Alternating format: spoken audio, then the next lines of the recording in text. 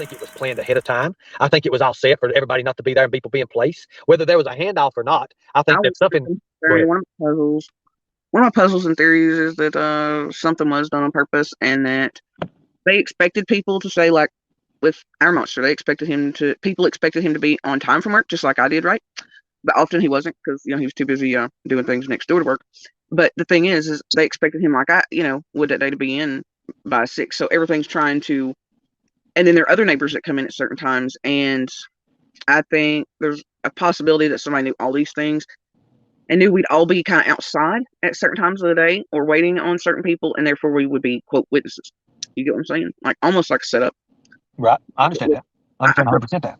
I think that could be a possibility. I think other times, well, that's also the time to think that something was done on purpose, and that they expected people to say, like with our monster, people expected him to be on time from work, just like I did, right? But often he wasn't, because he was too busy doing things at certain times. And I think there's a possibility that somebody knew all these things and knew we'd all be kind of outside at certain times of the day or waiting on certain people, and therefore we would be, quote, witnesses. You get what I'm saying? Like almost like a setup. Right. I understand that. I understand 100% that. I think that could be a possibility. I think other times, well, that's also the time to think about it. If somebody takes Summer, like even a stranger, whatever, if they've been watching her or timing when all of us are coming and going. Of course, most people get home or around home anywhere between like 5 to 6 o'clock in the evening, because down there it takes you a little bit. Everybody knows it's going to take you a little bit to get there from whatever job you're working. Eastman, Hardee's, Walmart, doesn't matter, right? So you put most people getting home in Beach Creek around a certain time in the evening, and therefore, if you're going to kidnap or harm a little, you're going to have to do it in a certain amount of time. So they're trying to be in and out there by the same time too. So it could just be a coincidence, right? That and a predator watching and waiting to take her. But that's usually not how predators work. Predators work on instinct. They're like sharks. They're like sharks with blood in the water when it's first instinct. They go off on their own mind. They go off on their own mind. They don't sit and wait, because most predators are afraid to get caught. And here's the fact of the matter is, a predator don't just sit and wait. They'll sit and wait in disguise, but there's no way to disguise yourself on that hill. Anybody would see somebody waiting. So I say it was a planned attack. It was planned. It was planned that she was taken. That's my version of it. I mean, anybody else have any version? A predator just went in the area and sit there on that hill and watch for 2 or 3 hours, kids play or whatever the hell, and wait for a moment to go, because they'd have to know. First off, they'd have to know the terrain. They'd have to know the time schedules of everything. Everybody has the clock, Jody. If you get up at 9 o'clock in the morning, hold on one second. If you get up at 9 o'clock in the morning every day and you have to have coffee, then you have to have coffee at 9 o'clock in the morning. Everybody has what we call a repetitious timeline. Everybody has it. That's how a lot of people get caught. No, they really don't. But here's the thing, Ernie. There's all kinds and varieties of predators, okay? But on top of that, you're discounting the fact that well, tell me about that, the variety. I've never heard. Okay, so variety. Tell me about that. I want to learn more about that. Please tell me, please. There's all kinds of different predators that do all kinds of things for different reasons, and they all stalk and hunt in different ways. And some just do go off the spur of the moment type of shit, right? They see an opportunity. They're opportunists, more like scavengers than hunters, and others actually do hunt and prey. And they come up with plans, and that's part of what they get off on, is the planning and the plotting and the watching and, all of that, unseen, unknown, whatever. But here's the thing, Ernie, you're just counting the fact that there are dozens and dozens of people, coming and going for this property sale that are out of state. You also have Hold on, wait. I was counting on the fact that you would do just like you just did. You just explained to me every single type of predator about it there was. Now, my question to you is, who taught you that? How did you know? Well, Ernie, I'm pretty well educated. But where'd you learn that at? Where'd you learn that at? What do you mean? Where did I learn? Where did you learn that at? That ain't taught in education purposes. That ain't taught like that. That preterism is not even taught. That class you pretty much just taught me a class just now, but where did you learn that at? How did you know that there were certain types of this that get off on these certain plannings of this? You see, only experience of someone of that nature could even say that back to me and reply it that way. I've been a victim of predators, Ernie, and because I've been around enough in my lifetime, I just spent 3 decades almost with one that is so monstrous you all can't believe it. Now we're turning around and trying to use it to further abuse me and my children in Tragedy Pimpville. And the mask is good, the cornbread's good, and it's not fun for us because you all have no idea how bad that was.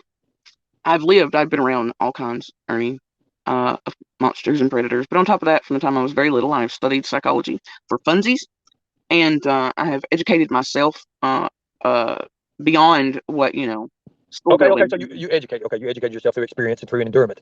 Now, here's the thing though. Here's the thing with Jody Sue. When you were second guessing yourself on this, Dawn in the shower with Summer and all that, when you was thinking like, it's wrong. It's not something I would do. But I mean, there's a lot honestly in the area that are very base, more hill-like, and they wouldn't think a second thing about it, right? No, anybody. No, I mean, I've never seen that, and I lived in the hills. I've never seen like a grown adult take a bath with what was he, 5, 6 at the time, 5-year-old, 6? Candy, you can straight kiss my whole ass about this, but I stayed and put my kids in danger, right? Bitch, shit. Okay, so open is yours. So nobody. I mean, no, nobody's trying to defame you or nothing on here. Nobody is. I don't think no natural person. I mean, would see that way. Do you think that's right for somebody that survived, for the kids who have survived, who actually made it out fucking alive and didn't end up a potato? Do you think somebody like Cotton Candy is cool? doing that to people who are survivors and fighters. Don't read chat. Don't read chat. The chat's gonna say whatever the hell. You know that. You've been a part of this long enough. You know how chat does. Chat's gonna be for you or against you. But I mean, bullshit comments are fine, but the ones that terrorize the shit out of survivors are not okay. Especially in a community where they say they care about people like fucking Petito and Collier and that. I mean, you can't have both.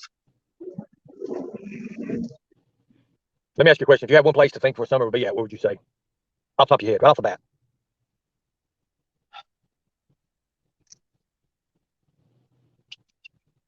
To me, if she's still here in the area, Why would you say she's in the area? I say anywhere.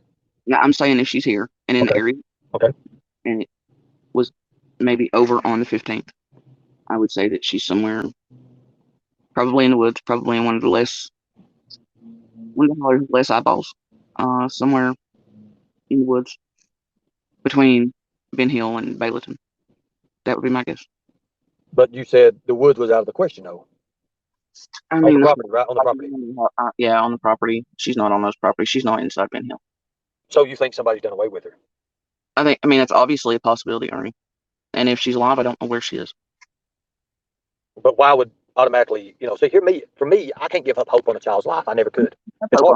I mean, I've stood here since the day and watched everybody else give up hope on her immediately before even dark and say she was dead and talk about her in past tense. And I was the only one that told all of these people just to wait, to give her a chance. It's only been a couple hours, just to wait, give her a fucking chance because she might be able to get away. And we all knew she could run and fly like the wind. To give her a fucking chance. So I've not given up hope on Summer at all. I do not think that she's dead. I think there's a very good chance she's out there somewhere alive. But every day, every minute that passes, cannot be. Okay, so you said you think she's alive right now. You think she's alive? I think there's a good possibility. A good possibility. So let me ask you a question. Why automatically say if she's around the area? I didn't say around the area. Where would you think she's at? Anywhere in the world. Anywhere in the world right now. Where would you think she's at? Anywhere. And there's two options. She's alive, and I don't know where the hell she's at. Somewhere around the world. Or if it ended, chances are it, would have probably ended on the 15th, like others speculated before fucking dark, and I didn't take well to. And, I would say that she's somewhere, between Ben Hill and Bayleton or so. But there's other things in there you got to think that, we all kind of know and things that y'all don't, but make certain things a possibility. Oh, dear. Hey, Cotton Candy, here's a newsflash. All children sometimes be brats. Wow. What did you think about Summer Wells, Jody? What do you mean, what I think about her? What did you think about her? As in anything. Like, I mean, when I say her name, what comes to your mind? I mean, you know her, you hung out with her, right? You was like, watched her grow up. What did you think? What did you think about her? Give me your, a description of, just give me a little bit about it. Like, she was great, just go on from there. What comes to your mind when I say Summer Wells? A lot of things, a lot of which I don't want to talk about publicly and not for public consumption. But I mean, she's a child, and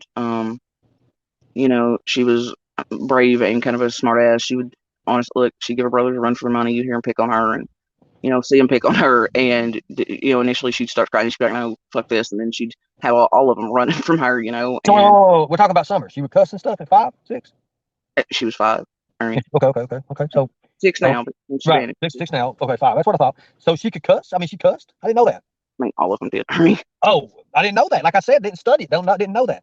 So she cussed and everything, and she was just like, was it like a competition with her and her brothers and stuff all the time? Like, I know growing up into the mountains like I grew up in, we'd always try to compete with each other and all that.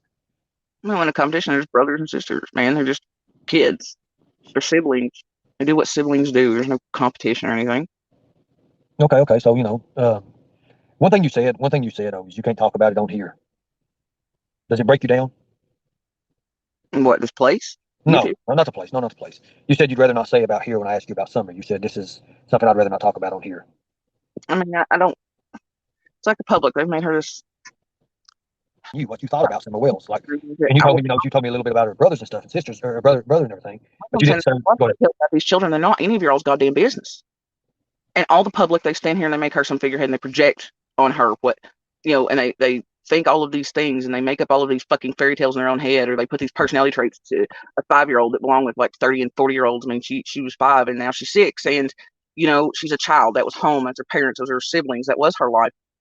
And all the details of who Summer is and her parents and her life are all not for public fucking consumption. The personality traits these kids hold out of a dysfunctional family should not be public. There are things when I think about all the kids that break my heart, and throughout all the years did, but, not everything's sunshine and rainbows, and not everything's good or perfect. And, but these are children you're talking about. their lives, their details, their personalities, and thing is all the public will do is then take it and make whatever they want to it narratives and talk about Summer and and pick it apart. And they've already picked everything around Summer apart enough, and they don't deserve every piece of her or the boys or everybody else's everything. Hold on. What do you mean every piece of her? Is that just like her whole as a body, as a her life? They don't deserve to know her whole life story.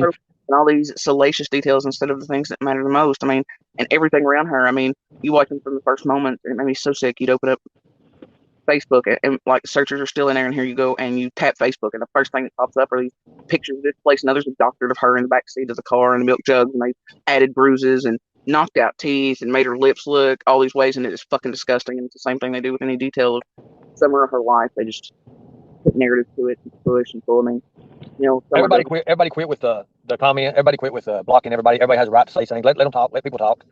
Because I want to hear some of these people. Because like I said, I don't know the case. I never did know the case. I was brought into it unaware and then ended up what it is. But if Jody Sue, obviously, she's telling her point of view about it, and that's all you can say about it. Like I said, the last piece of missing puzzle. I think there's one missing puzzle piece left, and that's Summer Wells. That's always been that. That's for me it is. I mean, that's the way I would go about looking into things. But with Jody Sue, I know, during this time, everybody's got new factors that's come in, new characters the first of the week. It always came in. Hell, there was Andrew, people like that came in. Hell, I was brought in. Everybody was brought in. Next thing you know, Jose's brought in. He's not with us no more, but God rest his soul. But, it was just like a damn, what do you call it? A TV show or something. People was just brought in and out, pushed. Oh, they was the suspect here, they was suspect there, So it came out that, was it Andy? Are you still with Andy, right? Fuck no. Oh, you're not with Andy. Okay. I didn't know. He got married recently, are you? He got married recently. Yeah.